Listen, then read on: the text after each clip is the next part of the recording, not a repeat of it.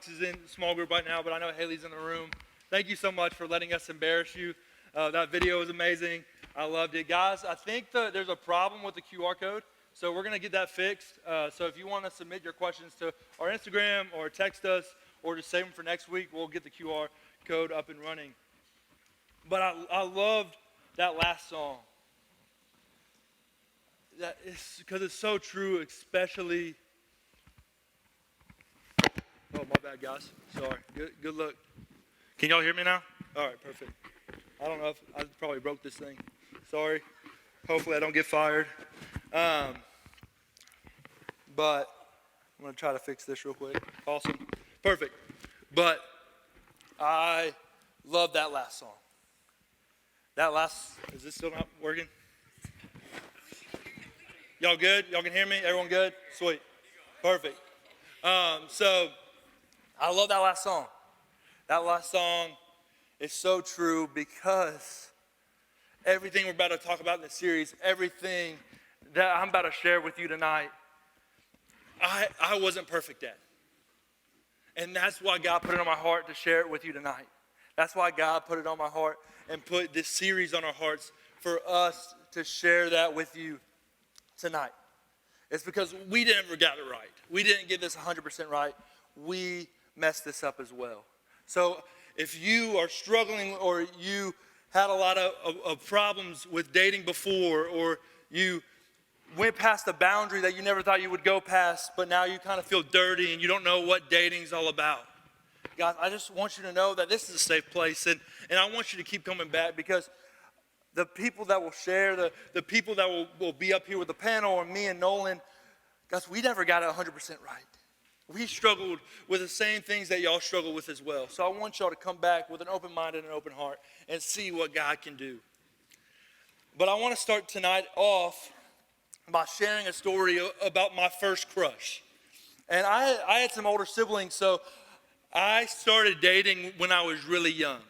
I started dating or trying to date. It didn't really work out a lot of the time. But I started liking girls and pursuing girls really young. And so my first girl that I had a massive crush on, I was 11 years old. And this girl, her name was Catherine Williams. And I liked this girl so much that her mom owned a dance studio, and I volunteered to be in a dance recital because of this girl, because I liked this girl. I was trying to impress this girl so much. This girl was like the it girl in our class. Everybody liked her, but I really liked her. And so I thought it was a great idea for when we had a speech competition in our school, and in our homeroom. We had to write a speech, and then we had to present it to the homeroom. And that was terrifying to me at the time. But I had this great idea of, let's write a speech that's a love letter to Catherine.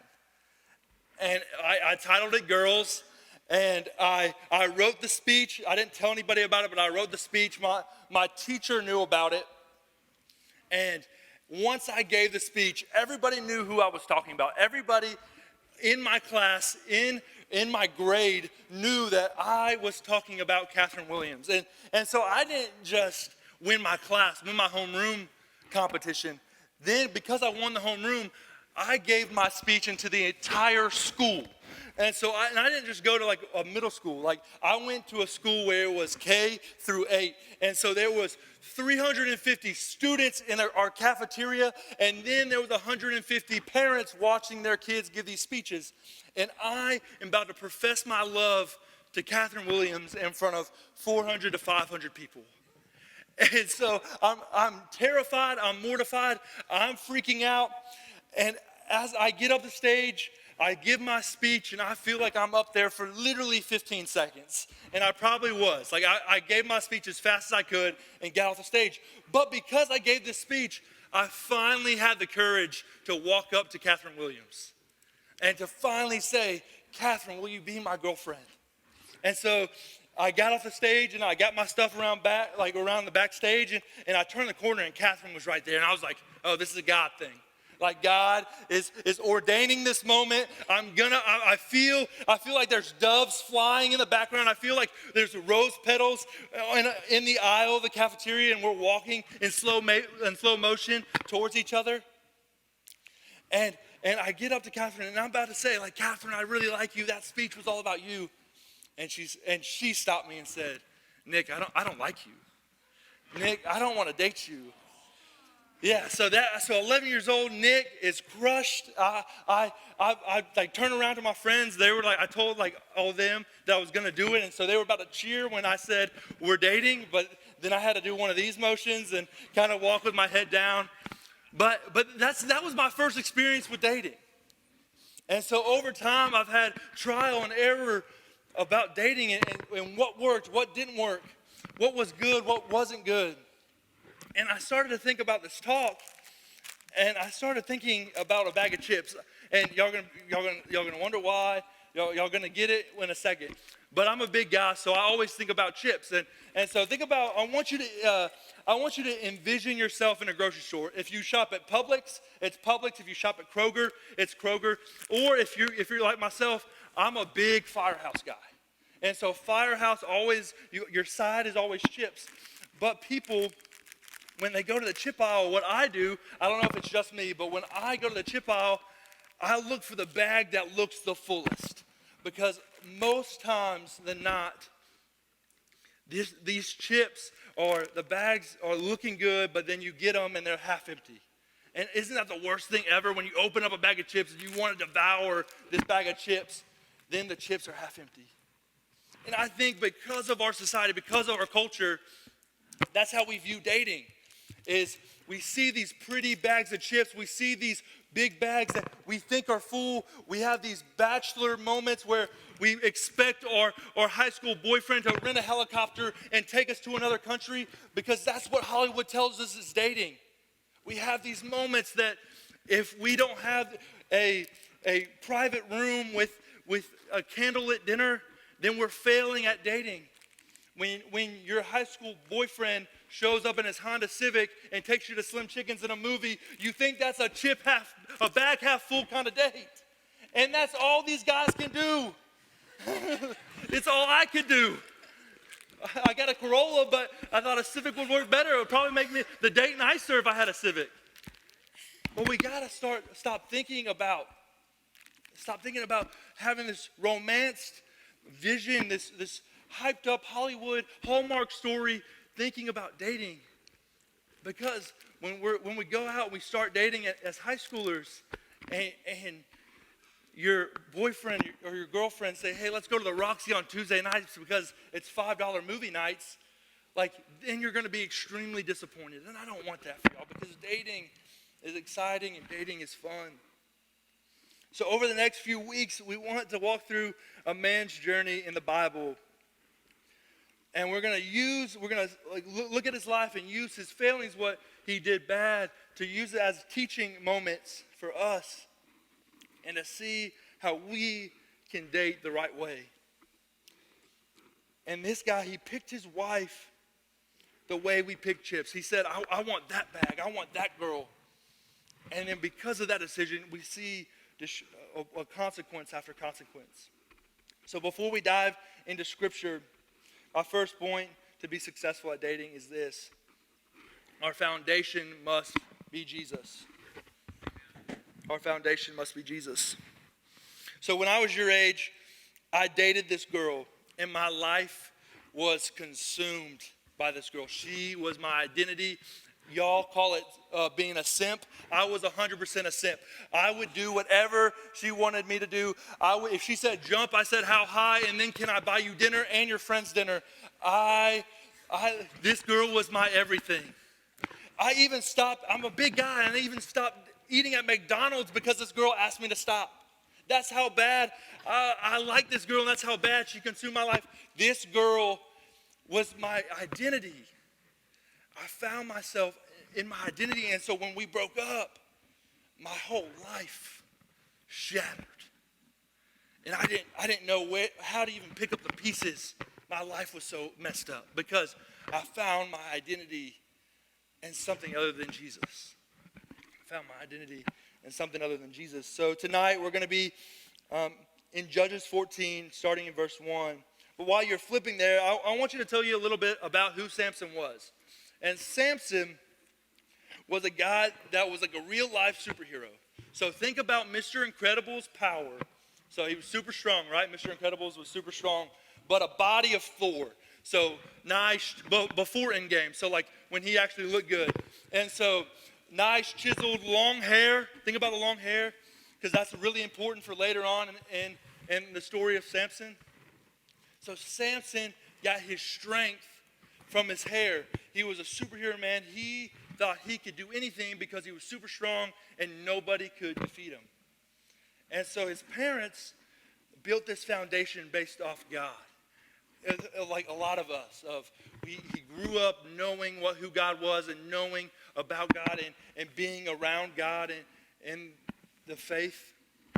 And then once he got older and he realized, oh, I'm super strong and I'm really could beat anybody and I'm stronger than anybody and nobody can defeat me, he stopped relying on the foundation that his parents laid out before him, and he started relying on the foundation of himself. He said, I got this. I don't need it. I don't need anybody.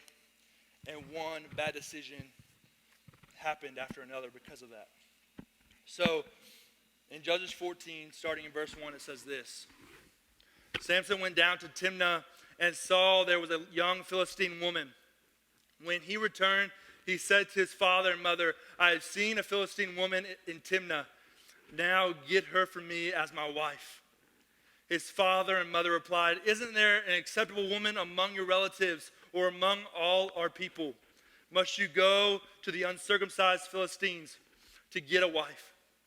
But Samson said to his father, get her for me. She's the right one for me. His parents did not know that this was from the Lord, who was seeking an occasion to confront the Philistines. For at this time, they were ruling over Israel. So in this text, in these verses, we see that Samson's parents were wanting their son to choose a woman to marry from their region, their own culture. And that would be like your parents wanting you to marry a person from Wilson County instead of Davison County, or instead of Rutherford County or Sumner County. They wanted him to stay in the region, stay within their culture. And that's what his parents' desire was. But Samson saw this girl and had to have her. He was living by sight, not by faith. So if we only consider attraction when looking for a significant other, more than likely that will cause us to lust after that person. That sinfulness will lead to more temptation because you are consumed by what you lust after. You are consumed by what you lust after. And that's how I was.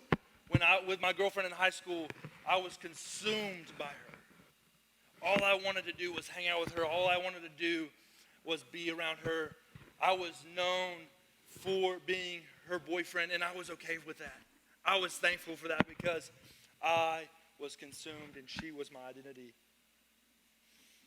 If we want to have a successful relationship, our foundation has to be centered on Jesus.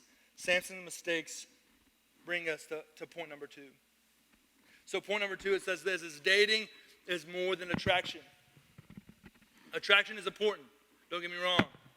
There's a whole book of the Bible where there's 2 lovers talking about how they were attracted to each other the whole time. So attraction is important. It's in the Bible. I assume that your parents, when they first met, that relationship started because they were attracted to one another. I assume that. Because when I start my relationships, the first step usually is, oh, that girl's pretty. I want to go talk to her. Then I have to build myself up. Then I have to talk to my buddies, and they have to encourage me, and then I go talk to that person. So attraction is inevitable, but it cannot be everything. So I want to share with you how I'm getting past attraction while dating. So as you walked in, you were supposed to get a card. Did everyone get a card? Who didn't get a card? Everybody raise your hand. Sweet. Nolan and Hannah are coming in the back of the room. They'll give you a card. But this card's important because we're going to list items. There's 3 bullet points, but there's 3 numbers, but there's 5 bullet points. And we're going to use those bullet points here in a second. Yeah.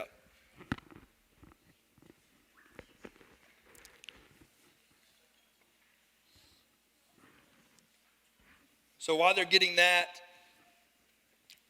we're going to use these bullet points to list out attributes. So I don't want you to write down anything yet because I want to go through mine, and I want to go through one together to give you some examples. All right, so as they're passing them out, you'll get one in a second. This is going to be really important for y'all to write down and take seriously. So I don't want, when we get this and when we do this process, I don't want to go like you look into your friends, you look into your buddies, your small group leader. I want this to be about you and to be personal decision you're making, because we're about to write down qualities we're looking for in our future spouse. I know that's a big word. I know we might not even be thinking about our future spouse right now. But I want us to start right now, this time, to look at what we want in our future spouse. So we're going to do number one together, because I believe that everyone in this room is going to write down the same thing for number one. So number one is attractive. So everyone can write down number one together. And then after you're done writing down attractive, I'm gonna do mine to show you an example of what to write down. So y'all put your pens down when you're done.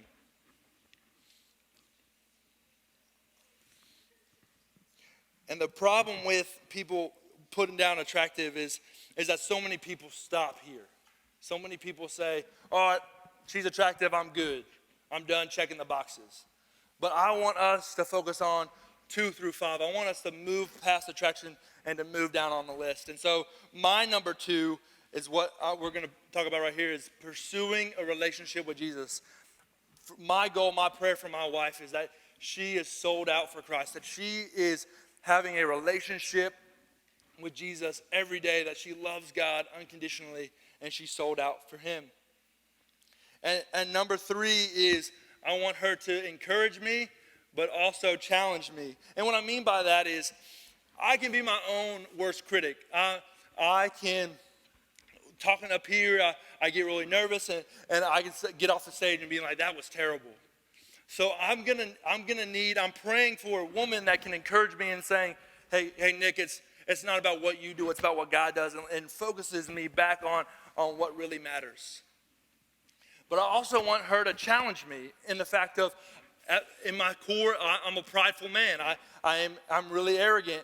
I look good in this bomber jacket. You know, it's a new jacket. I look good. And so I'm going to need her to knock me off a few pegs sometimes, of saying, hey, Nick, you're all right of a person, but you're not fantastic. Like, let's keep moving. Like, let's focus back on Jesus.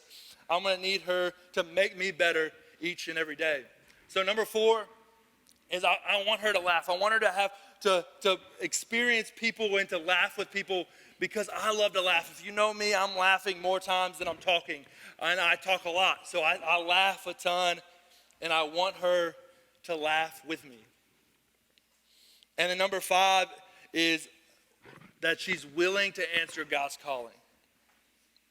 And what I mean by that is when God speaks to her and says, hey, I need you to do this, that she would answer that call in obedience, that she would step out in faith and answer that call in obedience, and that she wouldn't turn away from a calling, that she knows that she steps in obedience to what God's calling her to. So over the next few minutes, I want to really challenge you to really focus on attributes 2 through 5.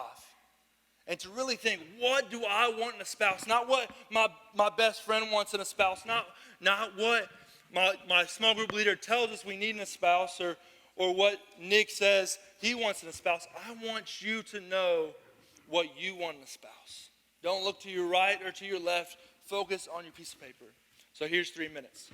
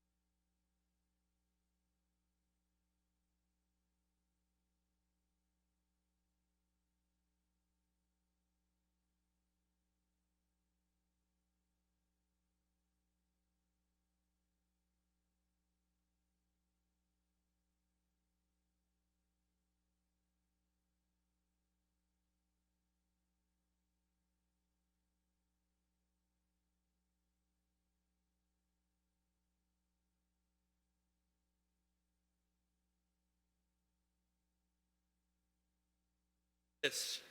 I want you to use it. I want you to keep it in your Bible, keep it on your bedside table, hang it on your mirror, do whatever you need to do to know that these 5 attributes are what you're looking for. There's probably going to be more attributes that you're looking for than just 5. I know there's more than 5 for me, but I just wanted us to get an example and for us to get our feet wet and to actually think about what we were looking for in our future spouses. So now that you have your list, I want you to use it. And if you're sitting next to your significant other tonight, if you know that it's a dating series and you brought your relationship to you, or relationship, your significant other with you, and you look at your list and you know who they are, and your list doesn't match up to who they are, maybe tonight you have to take a moment, and you're gonna have to have a hard conversation. Maybe tonight you're gonna have to look at her or him, and you're gonna say, hey, what I have on my list and in your life is not really matching up. So tonight you might have to have a hard conversation. But I don't want you to sit here tonight and think that you're stuck in a situation that you're in. A lot of the times that when I was dating somebody and I knew that I probably should break up with this person, I was like, but I really love their family and I fit well in with their family, or their little sister or little brother loves me and we have this great relationship. But I know that she's not the person God has for me. Maybe you're in that spot tonight, and that you know that, man, I need to really evaluate this. And I know that this family's great, or I know that we've been dating for 2 years, but he or she is not it. So I'm going to have to really evaluate, and we might have to break up. We might have to stop dating because she is not, or he is not, the one for you. And so that is a really hard thing to grasp, but I just want y'all to know that there's no such thing as being stuck. That there's no such thing as having to date somebody. We don't have to do anything. And I think it would be really cool for us tonight to change the dating culture. What if we change the dating culture here at TBF Students for Wilson County? What if we go to our high schools and we say, no, we're going to date differently? How cool would that be if we changed it right here tonight? We have to stop thinking about dating as a status, and we have to start thinking about dating as a process of evaluation. We have to stop thinking about dating as a status that we put on Facebook or we put on Instagram, and we have to start thinking about dating as a process of evaluation. So you have your standards. So now let's move on to point number 3. Point number 3 is don't settle. You have your list. And I have been in relationships before that they've ended because I started the relationship and I've gotten to know them and we gotten pretty close, but then I realized, what was my standards again? What was my list? What was the list that I had? And I look at it and she is nothing like it. And then I had to really do something that's really hard, because we always hear about these great things about dating. My boyfriend took me to this restaurant, or my girlfriend got me these pairs of shoes, or this hoodie, or whatever that is. We always hear about the good things about dating, but no one really talks about the bad parts of dating. And the bad part of dating is breaking up, right? Breaking up is a hard thing to do. I've been on both sides of the conversation. I had a girlfriend one time when I was in high school that I broke up with her. I had a cast on my hand, and I broke up with her right before I was checking out of school to get my cast taken off. So she couldn't talk to me or change my mind. So I literally said, hey, we're done. And then I dipped and got my mom's car. It was like I was by the entrance. I was walked out the door and my mom was sitting right there. It was close by. And I said, yeah, we're done. I'm out of here. And I dipped. I'm not saying that's the way to break up with somebody. That's a bad way. Don't think of me as that. But she was broken up. She was horrified, and she grabbed all my buddies' cell phones because I was definitely not answering her phone calls. So she grabbed all of my buddies' cell phones, and she would call me on them. And so the first one I answered, the second one I answered, but I was heading to get my cast taken off, so I did have a little bit of an excuse to stop answering phone calls. But I knew that it was her that was calling, and so I stopped answering her phone calls. I stopped answering the phone calls from my buddy. So school ended, but my cast got taken off right before, it was at 1 o'clock. So school ended at 2:30, so I wasn't going back to school. And so when I went to my house, I thought I was good. I was in the clear. I was just gonna have to deal with it the next week because it was a Friday. But no, this girl walked to my house, and it wasn't like a short walk. Like my neighborhood was right behind the football field walk. No, my neighborhood was 7 to 8 miles away. She had to hike to my house. She literally could have a thumb out and been hitchhiking. It was crazy. She walked 8 miles, and I lived in the pretty back far of my neighborhood. So even once you got to the front of my neighborhood, it was still 2 miles to my house. So it was a hike. And my mom did the craziest thing. I was 14, I was 15 years old. And as soon as she walked through my front door, my mom left. My mom left me high to dry. And so this girl literally, oh my gosh, I love this story. This girl was at one side of my house. She would bawl her eyes out and then sprint to the, literally run, as fast as she could to the other side and bawl. And I'm I don't know what to do. I'm 14. I'll just follow you. I'll just walk back and forth and follow you. And then she was I lived in town, Panama City, and she lived on the beach. So she was going to walk 30 minutes to her house. And I was there's no way you can do that. There's no way. And so finally, her dad came and picked her up, and she was finally out of my house, and I could breathe again. It was a crazy experience. Another girlfriend, I broke up with her, and then I went straight to my buddy's house, and she drove to his house, not even my own house. She drove to his house and dropped everything I ever bought her, everything I ever won for her. We went to Dave & Buster's was a big thing because it just came to Pier Park. So Dave & Buster's was a huge thing, and the big gorilla was the best prize. And so it was a purple gorilla. I named it Larry. I gave it to her, and she cut the head off of that gorilla. It was wild. Not even at my house, at my best friend's house. It was wild. Breaking up is hard. I've been broken up with in hard situations. Those conversations are hard. Breaking up is not fun. But sometimes, guys, breaking up is necessary. Breaking up is necessary. But I can guarantee when you wrote your 5 attributes on your list, I can guarantee that no one in this building wrote down a flaw. Because I didn't even write down a flaw. And guys, every person has a negative. No one's perfect. And we don't want you to change your standards. We don't want to compromise your list, but you can compromise something else. So if the guy snores, I guess that's okay. Or guys, if the girl's taller than you, but she checks off five of your boxes, you probably should date her. It makes sense to date her. I know the height different thing is weird for guys, but if she checks off all your boxes, but she's an inch taller than you, it will be okay. I promise. I promise. My point here is that there's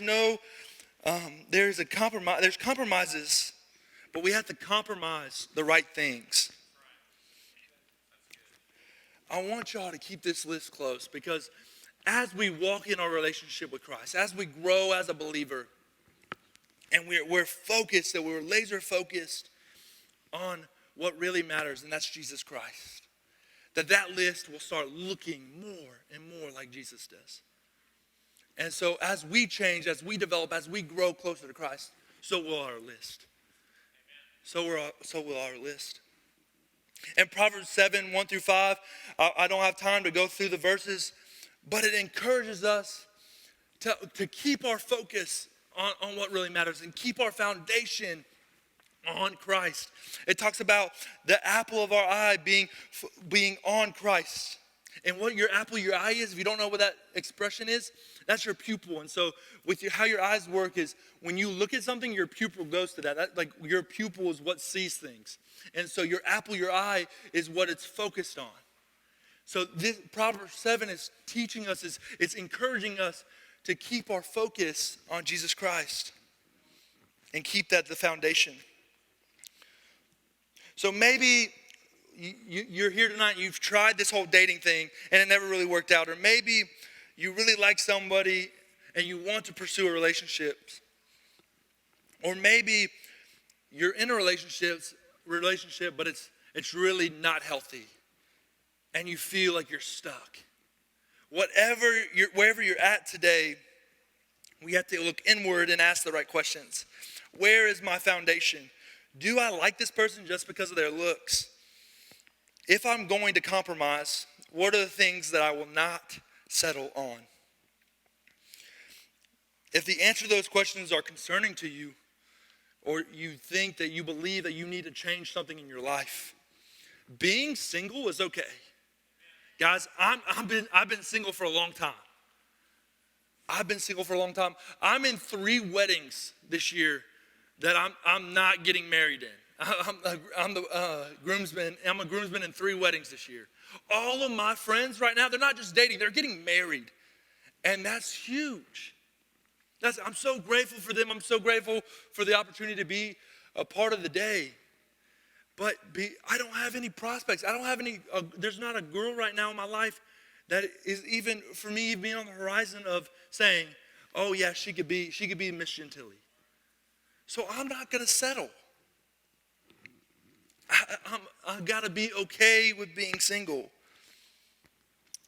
Dating should bless and make the other person better. Whether that leads to marriage or not, it's about blessing, not impressing. And I want us to think about it tonight. It's about blessing, not impressing. Let me pray for us.